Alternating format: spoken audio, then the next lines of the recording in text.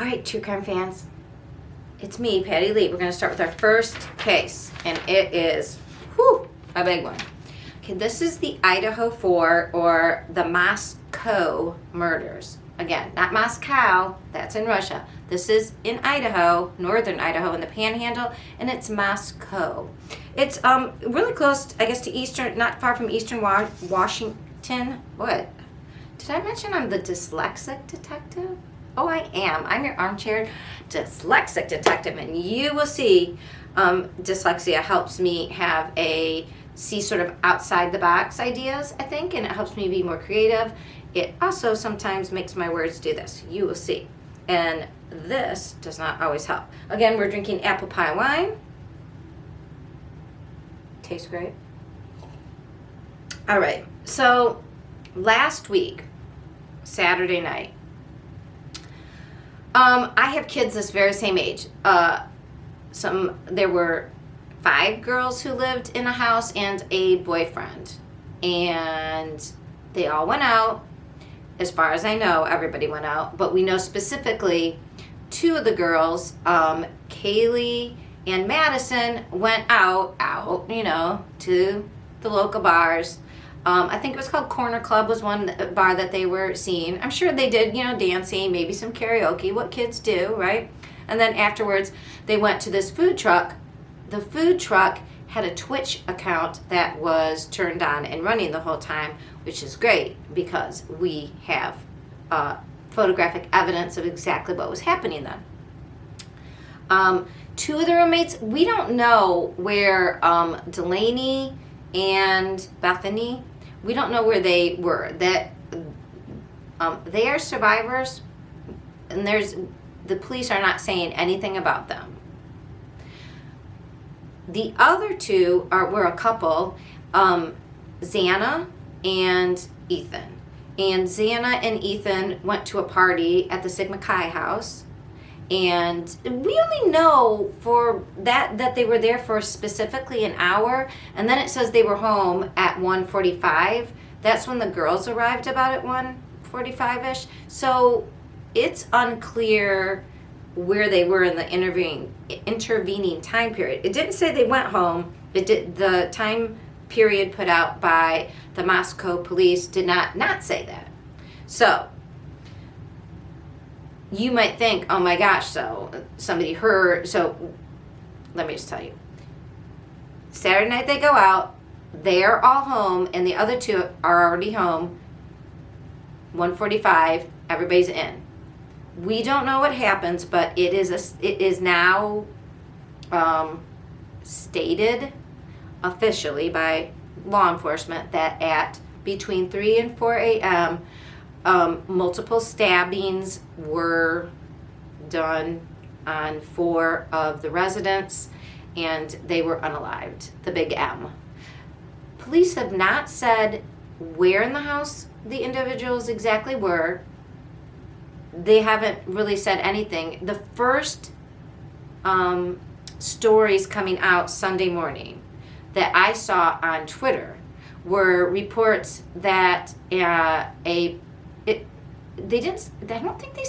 think they may have said passerby, or an individual called the police, not 911, but I don't, so that is not clear either if it was actually they called 911 or campus police or the city police, but they called law enforcement to say there was an unconscious body and they needed somebody to come check. Well, it's not an unconscious body. There were 4 murdered bodies inside this home. The door, this is another thing. It was reported by law enforcement officially. It was open. And people are like, so does that mean it was like not locked? Does that mean it was open? Unclear. Some now are saying it was wide open. Unclear. And carnage. Carnage to the point where the coroner said, it was the most gruesome scene she had been to. I mean, she's Idaho, Moscow, Idaho is about 25,000 people. 11,000, so about half, are, including staff, it would be half, are university related. So it is definitely a smaller college town. I think there are 7 schools with, I wrote it down. It's not a huge, like the school system from like kindergarten, pre-K, all the way through high school, 7 buildings. So if you've been into even any smaller towns, but like larger suburbs, not larger, even small suburbs of medium-sized towns, like where I live, there's 7 sometimes elementary schools that feed into like 1 or 2 high schools. So this is small, and it's a college town. I tell you this because it has to do with a lot of things. One, it has to do with the law enforcement. People are like, oh, the FBI have gotten involved, so it must mean something really weird because, we know the FBI only does like federal across lines crime. Well, actually, the FBI, and Idaho doesn't have its own FBI actual office in Idaho. Salt Lake City is the one I believe they are coming from, unless a Washington one is involved. But so Idaho doesn't have its own FBI, but an FBI team comes when a smaller town, such as a small college town that doesn't have much crime at all, gets overwhelmed. So most of their crime is like break-ins, when students steal things, some drunk and disorderly, as one can imagine in a college town.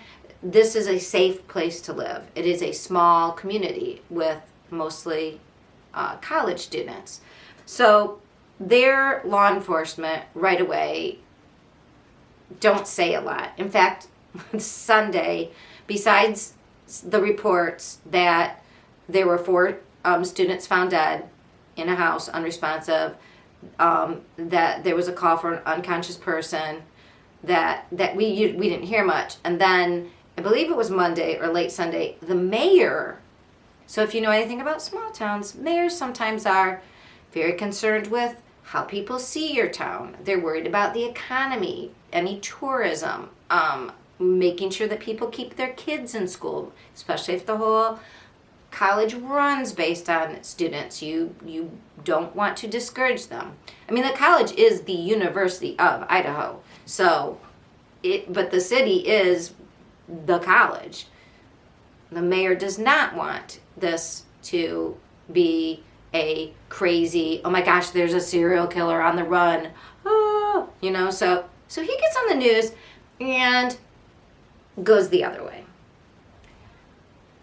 And I understand, mayors are politicians, they run for office, and basically they do streets, making sure people's taxes get them services, like your streets are cleaned and, snow's removed, there's no potholes, and you want the lights to work, and you want you want it to be safe, you want the police to come when you need it to keep order, and you want good business. You want it to have businesses that are flourishing. You want the mayor and city council to bring in the businesses that you as the people in the town want. Not, so, but it is very much like, hey, it's a great place, they're cheerleaders. It's a great place to live. Come bring your business. We are the best. They're all the best small town communities ever, right? Bring your families, bring your kids, bring your money. All right.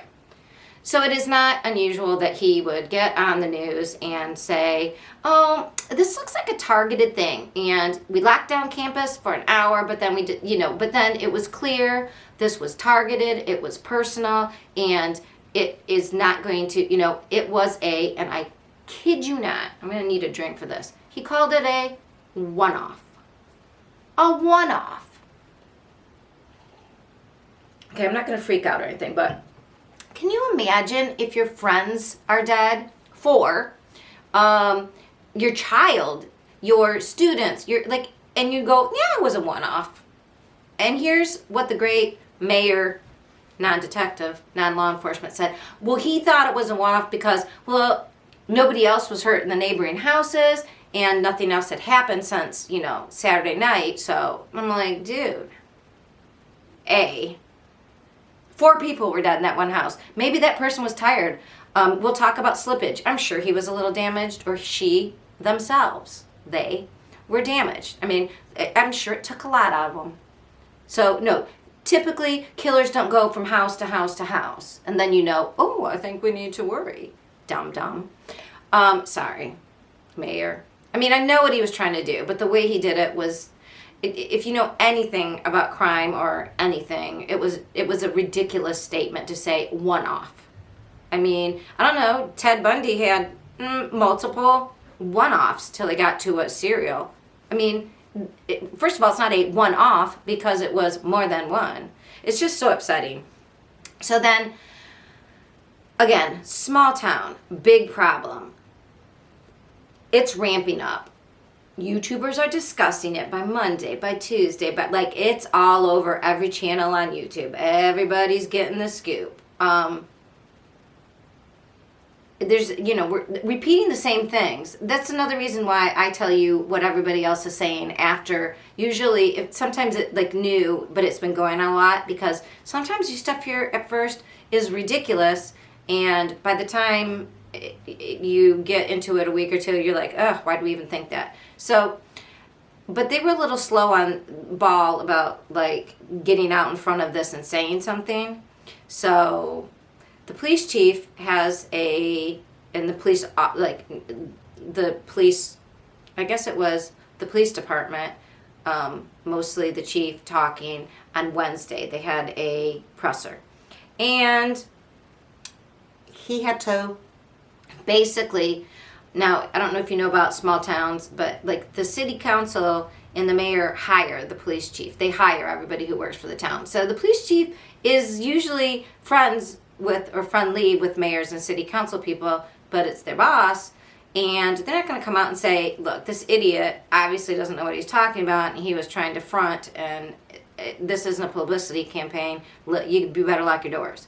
So he came out and said very politely, look, we don't have the weapon. We don't have a clear subject of interest, a person who did this.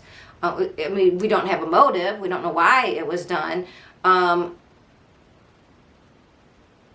You're going to have to be careful. We don't know a lot. So we're asking the community to keep your eyes and ears open, to be vigilant, and to lock your doors. Because like many small towns, people don't lock their doors. The other thing that started to come out from students were, they said, yeah, that was a place where like, one of the places people went. It was right off campus, but right, really close.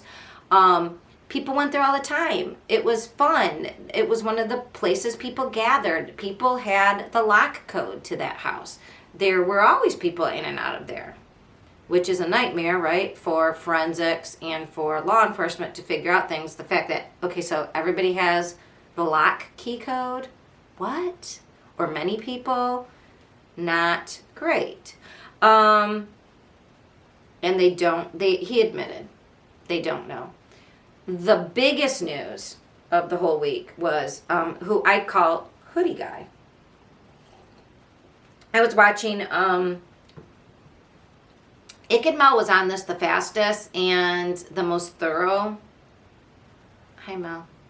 I really like his live streams. He's passionate. He made fun of being like, he's not like overly emotional though, but he cares, and he answers people's questions. He has people call in, and oftentimes, now I don't think he's had too many from this time, but sometimes people from the very area will call in.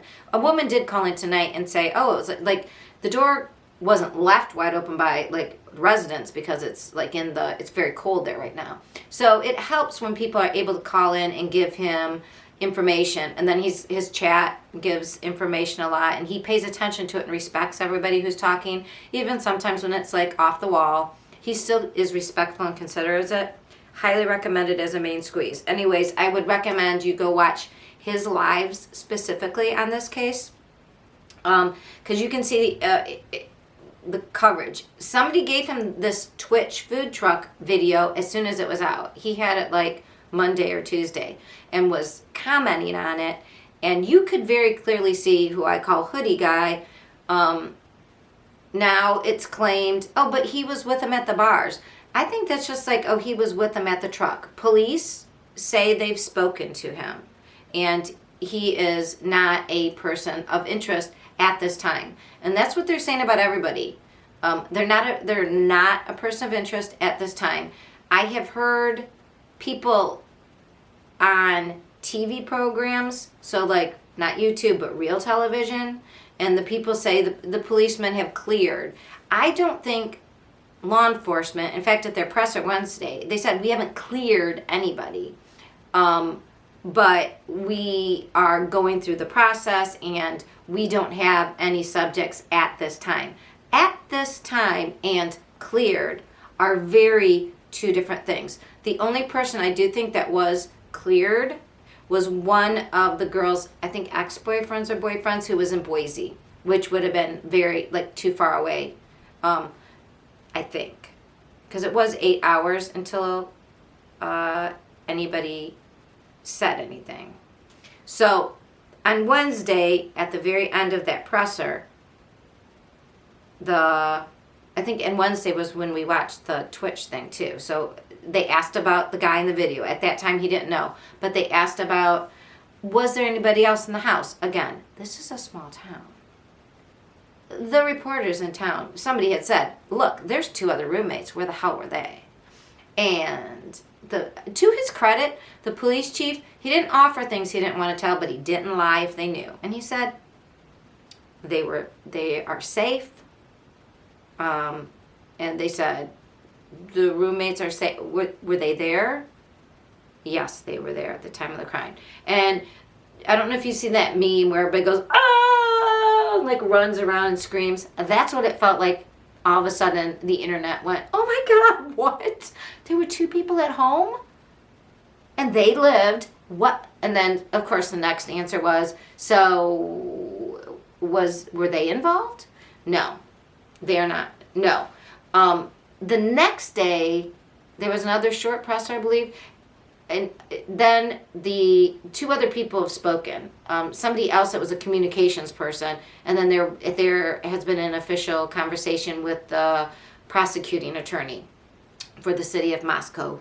And it seems like at this point, the girls in the home, now this was I'm Patty, just Patty with an I, when I comment below people's videos on YouTube. But on Twitter, I'm Trish Lee. And then, you know me here, Patty Lee. As you can see, all iterations of my name, Patricia. I have been commenting. Okay, number 1, do I think it's weird that 2 people were there and didn't hear anything? Number 1, the police never said they didn't hear anything. It's very interesting, and in psychology, we know this. There's whole courses taught, and people who learn to con and grift. Isn't it funny? Courses for how to win and influence people and sell things, as well as con men, all learn to say things in a way that you lead people to believe what you want them to hear without saying it. And then, so you're not lying, you're just not saying it. It's like saying, these people are not suspects at this time. Okay, well, at this time is doing a heavy lift. That doesn't mean they were cleared 100%. Different. So they didn't say they said they were asleep. Well, they've said everybody was asleep when the crime commenced. So they said, they didn't say they didn't hear anything.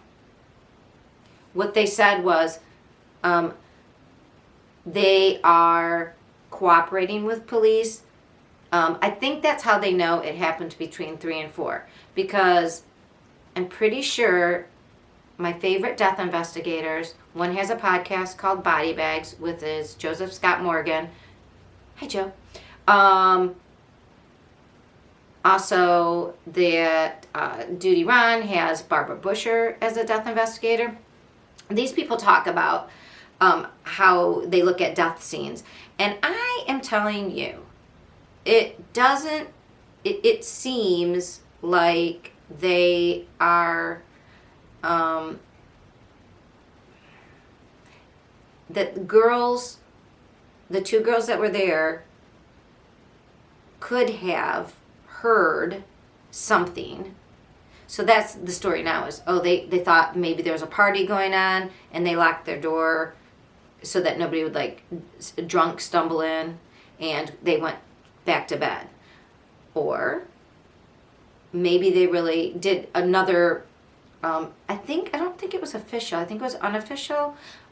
It's hard to tell because, like I said, these news stations that are, like, more trusted are repeating things that I think sometimes, like, Fox actually wrote something and then somebody repeated it, and I believe it was incorrect about how many times the girls made phone calls to somebody on their phones before they went to bed. One girl was calling, it seemed that she was calling her boyfriend, and there's Jacks and there's Jakes and there's two Jacks. One is a friend, one is a boyfriend. I mean, Jack and Jake is very popular amongst the 20-something-year-old crowd. But anyways, it seems to me that what was reported, and I'm saying I don't remember if it was the police or if it was just a TV station, because it's very hard to know what is accurate and what people think the police said, and then they repeat it, and then it just gets, again, like, it's the grapevine. It's like a phone chain. It gets changed a little bit as it goes on. But they're saying the girls may have been traumatized. That's what I was writing on people's things. I'm thinking, in the Richard Specht case, this is the other thing. So a knife was used. We learned that the next day after Wednesday. I think that was a Thursday. A 7-inch, like, some people call them Bowie knives, but they're like military grade, huge knives. K-bar was another name they used, like a Rambo knife. It's just a huge knife that looks like a military knife. That's what they think was used. At first they were saying it was they were killed by a sharp-edged instrument. I was like, so, like a sword or a knife? So it's this huge knife. I think that, I don't know if you could have slept through that. I think if you heard that, you would be traumatized. Like they're saying, one thing was reported that the girls were traumatized. You would maybe just freak out if your door is locked, hide under your bed, and pray to God until the sun came up that you don't die too. We don't know. So what I was going to tell you about is because he used a knife, he or they, I should say, because we don't know if it's a girl or guy, because the intruder used a knife, everybody's like, oh, it can't be just one person. It has to be two. The big question, even from people who I know, like I heard Nancy Grace say it. Who else did I heard say it? Like people who I know are aware of all the true crime history lore from way back. I mean, Nancy Grace knows it all. In 1966, Richard, it's like everybody who studies or cares about true crime and knows about certain cases because they're just like so iconic and burned into people's memory. And Richard Specht is one of them. He was the man who killed all the nurses. It was in 1966, which I hadn't remembered the year. It was in Chicago. And he was drunk and had a knife. And I don't think it wasn't super planned. He got his way into this townhouse, which happened to be a dormitory for nurses. And there were 8 of them in the house at the time, I believe. Maybe there were 5 at home at first, because some came home mid-crime. But he at first separated them and told them to be quiet, and most of them listened. And then what he was doing was taking one at a time. Like he separated them, bound them, then took them out one at a time, unalived them by a nice little across the neck, and which takes care of screaming. Then it's not very loud. Phil, is it Givaldi? That's the coffee. Hi, dyslexic detective. Jamaldi, I think is his last name. He's a co-host on Bill Cannon's Police Off the Cuff. Also mentioned that if you get struck with a sharp object like a knife right in the chest, that you get like a thing called sunken chest, and you can't scream then either because the blood goes right into your lung cavity. Sorry to be graphic. So there wasn't probably too much screaming and yelling if people were surprised and woken up out of sleep by a violent attack that right away incapacitated them. It might have just sounds like thumps and stuff. I don't know, but after they did go to the scene, there was blood running down the side of the exterior foundation. They said the murders took place. It was like a house that was built into the hill. And apparently, I thought the girls were on the third floor. They were on I think they were on the first floor, which was the walkout part to the parking lot. And it was built like into the hill. So they would have had even more isolation from sound. And the laundry room, I believe, was on one side. And there was I think there was 2 bedrooms on each floor because there were 6 bedrooms. I believe those girls were on that floor. Also explaining why they would lock their door. Because if you're on the bottom floor where people might come in a door, you're going to lock your door so they don't try to go to the bathroom in your room or try to have a, make-out session or whatever kids call it these days in your room. So I don't know at what time they locked their doors when they heard partying. Maybe when the people came home around 1:45, maybe.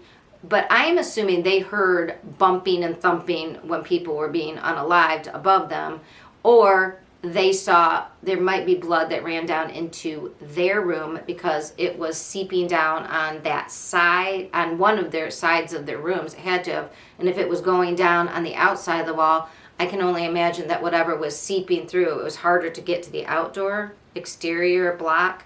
I can only imagine what it was doing into the room.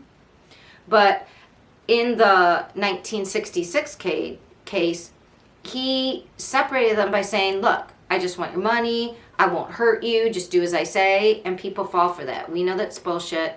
If we can learn anything from these cases, what can we learn? Scream, shout, run, fight back. And if there's more of you, all go in a separate direction because they can only get one. I mean, hopefully it's not you, but I mean, then somebody else can run and go get help and maybe save you if you get injured. So again, we're not victim blaming, but what can we learn? Number 1, we lock our doors. Number 2, we don't give people our codes. If we're going to have a party, I mean, I guess the day of the party you could, prop your door open, which I don't recommend, but you know what I'm saying? Do not give out your key code to anybody unless you're going to change it right after the party. Do not leave your doors open. They had 2 sliding doors. If you have sliding doors before you go to bed at night, what do? You jam a stick in all the way on the runner.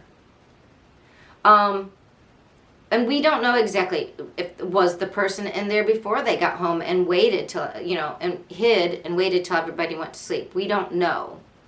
All of that's supposition as to when the person got in, how they got in. All we know is that they got in, and these people seem to be, now again, we get a lot of wishy-washy talk from law enforcement. Well, they seem to be attacked in their sleep. Most of them, were in their bed, so not all. Maybe. Most of them seem to be asleep, but there were defensive wounds, apparently on one we found because a parent said something. So I'm assuming parents might be getting a little bit more information, and then they say things, or families do, and then the police has to confirm or deny. Again, it makes it harder for the police to whatever, but everybody's very insatiable because they want to know, are we safe? What happened? How can we stop this from happening to us? All the reasons why people are interested in true crime. Not to be gruesome, but like, oh my gosh, how do I avoid that happening to my kids? What can I tell them? How does this happen? How do we avoid this in the future? That's the fascinating part. It's how do we stop this so it doesn't happen anymore? What can I know so it doesn't happen to me? These police, I think they're overwhelmed. Now they've got the FBI involved. The FBI were seen there. They were seen tonight, which is Friday night. Is it Friday? It's Saturday. Is it Saturday? It is Saturday today. Hi. I'm just learning my days. They're still working throughout the weekend. Today, I believe they were in there taking pictures with luminol. You could see you could see them in a room where they turn off the lights and they're wearing the facial mask that you have to wear when you spray all those chemicals. And then you could see them taking pictures in a dark room. We know that they're going to try to figure out blood spatter patterns. We know that they're going to test all the blood. And this is what I said about before. You might want to drink for this. Whoever did this, the person, or if there's individuals, they think it's one person. Also, the police do, because they only see evidence of one weapon, that serrated knife.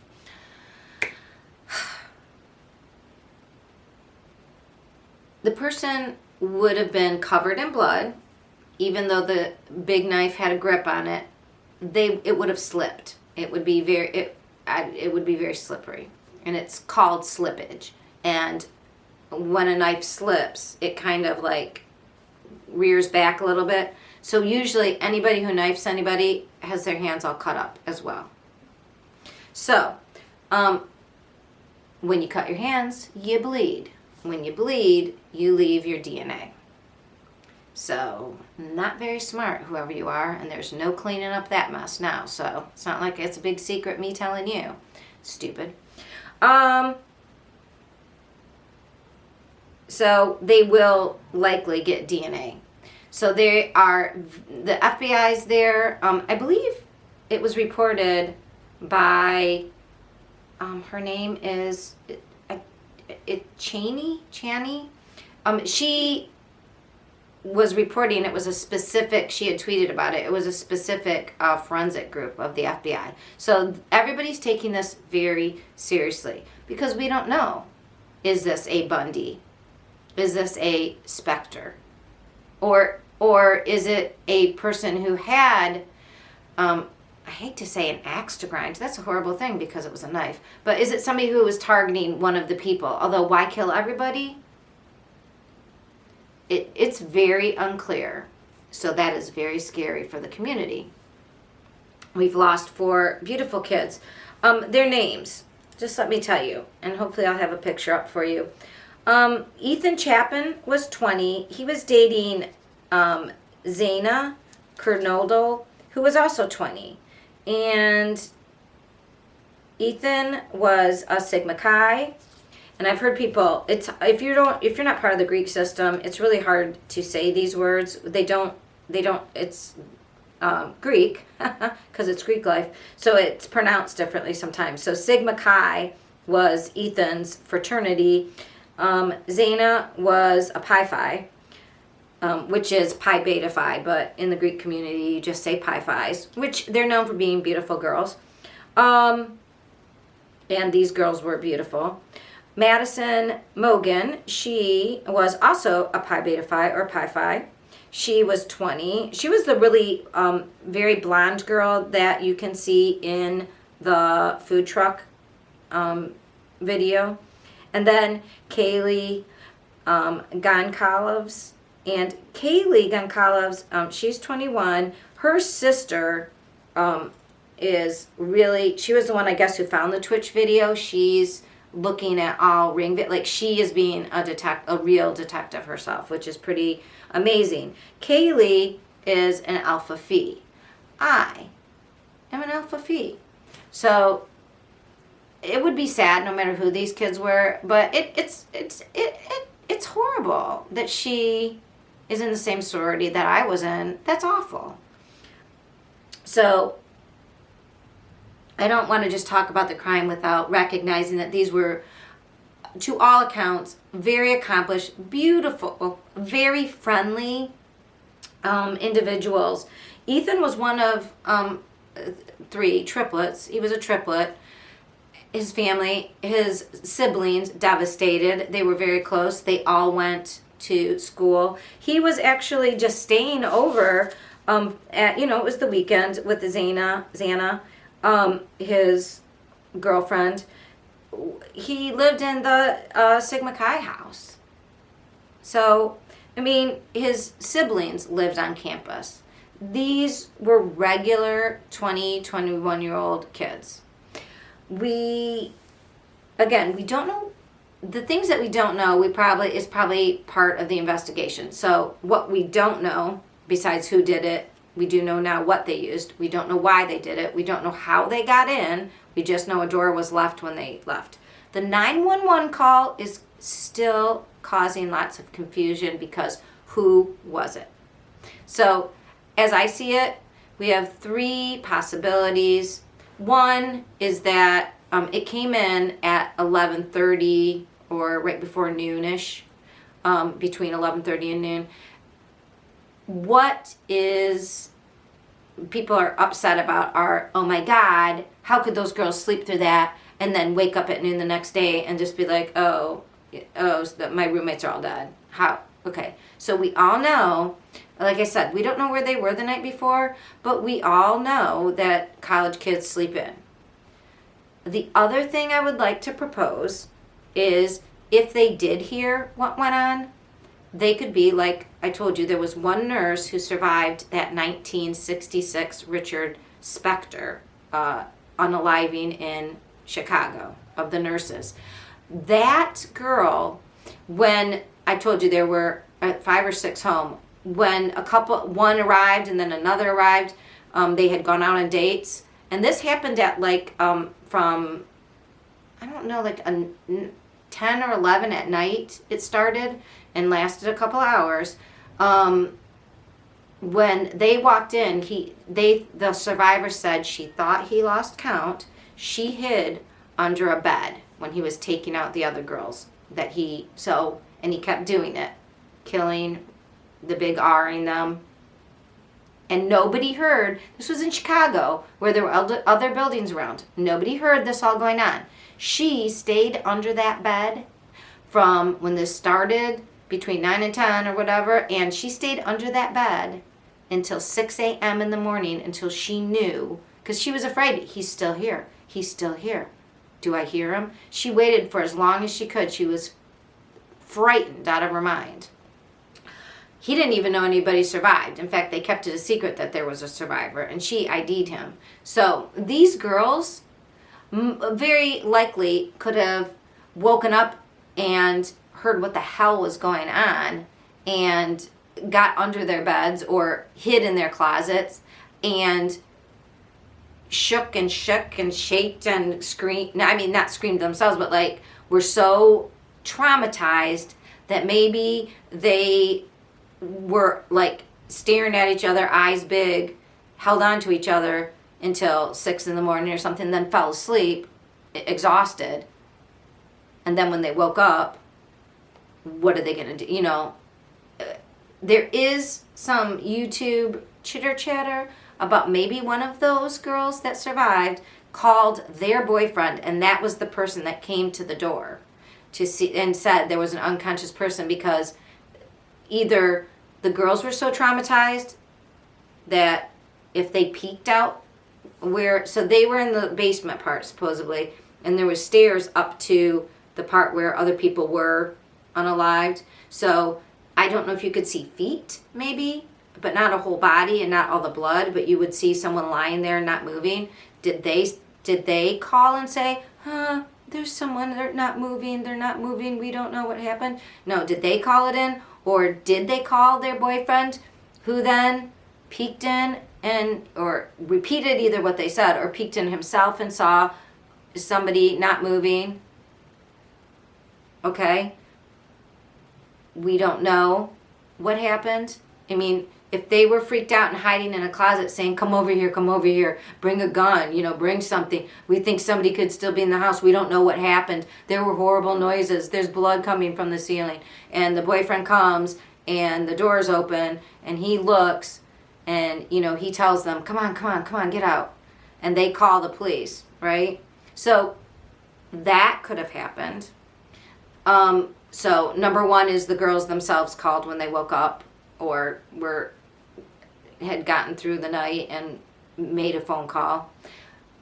I mean, or they actually did sleep through it after they locked their doors and they heard thumps and just thought people were partying. Or the boyfriend called, supposedly. And like I said, totally uncorroborated. That is just YouTube tea. Or this is what I thought at first, because from what the police said, that a reporter said on Twitter was, that a phone call had come in. They wouldn't say who it was from, that said there was an unconscious person. I was like, and they won't release the phone call, and they won't say who made the phone call. Was it the killer? Did the killer get tired of waiting for his big reveal? Like, where was the freaking cops? Where were the ambulances? Where were all the running around and the people? Like, now, you know, if you do something like this, maybe you want to see everybody scurry around like ants and freak out. And, you know, you do this on a Saturday night at 3 a.m., you figure, whoo, it's going to pop off in the morning. Nothing pops off. And then you wait. 7 o'clock, 8 o'clock, 9 o'clock, 10 o'clock. Okay, by 11:30, you're like, I'm going to make my own phone call from maybe I don't know if there's payphones. I don't know where the person, maybe they had a burner. I don't know if they'd be stupid enough to make it from their own phone call, but they could have made a phone call to say, yeah, there's an unconscious person, just to watch first a cop come and then people flip out. So, again, what do we know? 4 beautiful people are dead. We don't have a suspect. We don't have a motive. We don't have the weapon. They think they know what the weapon is because of the autopsies. We don't know a lot. Lock your doors. If you live in Moscow, and I'm saying co very with emphasis because you can hear it. Moscow, not cow, not moo, no, co. If you live around Moscow, Idaho, yeah, lock your doors. Especially when you sleep at night. Lock your inner door to your bedroom or push something in front of your door. That's what I would tell you to do. I wouldn't say don't. People went home early for Thanksgiving, which is kind of bad, because how are you going to see your students' hands? See, if school was in session, now it's winter, it's cold there, it's getting to be winter, they're probably wearing mittens, but I would want to be like, yeah, everybody, hand in something. Let me see your hands. The person's hands are going to be cut up. And it's Thanksgiving break, and now people are saying they're not going to come home. So if the person is a student, what a great thing. They could just be like, oh, I'm afraid to come back. Wink, wink, nudge, nudge. Could be, maybe it's a professor. Maybe it's, somebody said, could be a townie. It could be, like, the thing is, you could think up 1,000 scenarios for who it could be and why. Because these were very good-looking girls, and it could be completely random by a freak who just had an open door and didn't get the girls downstairs because they didn't think that the downstairs looks like a basement, and there was just a laundry room, and they figured those rooms, they might have not even known they were bedrooms. Because everybody's like, oh, the killer knew them. They had to know the layout of the house. If you are in somebody's house, the doors are open, and I mean, you could not know them well and learn the layout of the house and just go in and kill people. I mean, you could. Richard Spector did it. I'm thinking of Ted Bundy did it with the Chi Omega house in Florida. You don't have to know the whole house to do these horrible things, unfortunately. Or it could be. I mean, they're in the Greek life. Greek life is, I looked it up, 25% of the student population. They're all Greek. Each one of them was in a fraternity or sorority. Is it somebody who hated Greek life people and felt left out? Was somebody didn't get a bid in a fraternity or sorority? Was, did one of the girls turn down a date? It could be anything. That's the problem. So that is what the police are looking for. Everybody on YouTube, everybody in the true crime world is thinking of, like, has to be somebody they know. Has to be more than 1 or 2 people. It has to, bullshit. Hate to tell you people. This is one of those weird rando things where our brains don't like it because there's too many variables. And there really are. The only thing we know is this person was angry. Angry. To use a knife, you are angry and you are getting up front and personal with it. And they got off on it. That's a horrific, you don't do that unless you have big issues. So I don't know. To the families, I am so sorry. I have children your age. I call my kids every night, and I make them call me in the morning. I watch them on Life 360. Why? Because what if somebody, I mean, it's horrific to have your child out in the world and be an adult at a college setting when you know they're, you know, seeing things, making decisions that you made when you were their age, but you wish they wouldn't. It's a nightmare. And then something like this, like a living nightmare happens, and then what do you do? I still think you should go watch Mel's live. The last 3 ones, I would watch all of them. I would specifically pay attention. I don't know about, they said they've cleared Hoodie Guy. Apparently, go watch that video. That dude does not order food. He backs away when he notices there's a camera, puts his hat forward, puts up his hood, tracks the girls, does behind him. They spoke with another guy who Hoodie Guy spoke with, and he was a bigger guy, and he was like, yeah, well, I didn't really know that guy. I thought he was with them, but he wasn't. So, just because the police have spoken with Hoodie Guy, I don't think anybody's ruled completely out.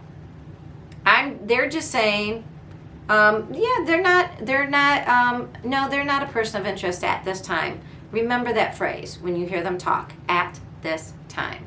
They're going to be talking to everybody, but guarantee you, if you saw that kid, even if he wasn't the one who did this, he was doing something.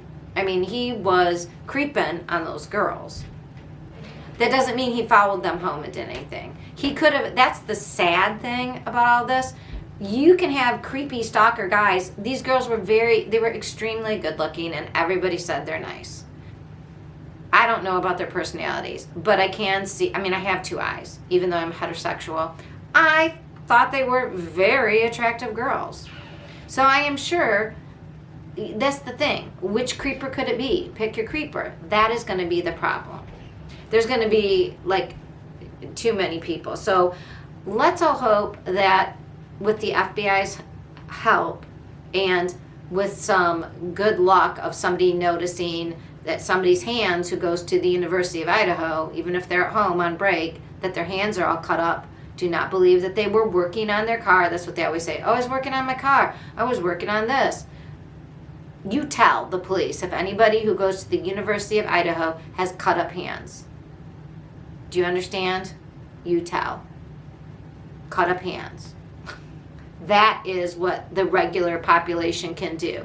If you're working in the city of Moscow, look at everybody who comes into your store when they hand you change. Are their hands cut up? We've got like another week before, you know, it'll scab, but there's time. Look at people's hands. All right. This is a story we obviously will be talking about forever and ever. This is going to be a big one. Also, if you want to, so my biggest main squeezes were Mel at Icked spelled I-C-K-E capital M-E-L, Ick, Ed, like education, and Mel, like Melvin, Mel. Police off the cuff with Bill Cannon and Phil Giraldi, and the local station was Creme, K-R-E-M, I think it was 2.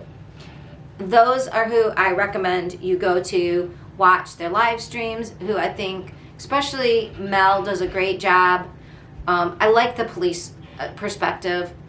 I'm sure I haven't seen duty rounds, but I like the police perspective, but I also think Mel does a really complete overview of everybody. He'll even listen to anybody who calls in, but he's a very good critical reasoner.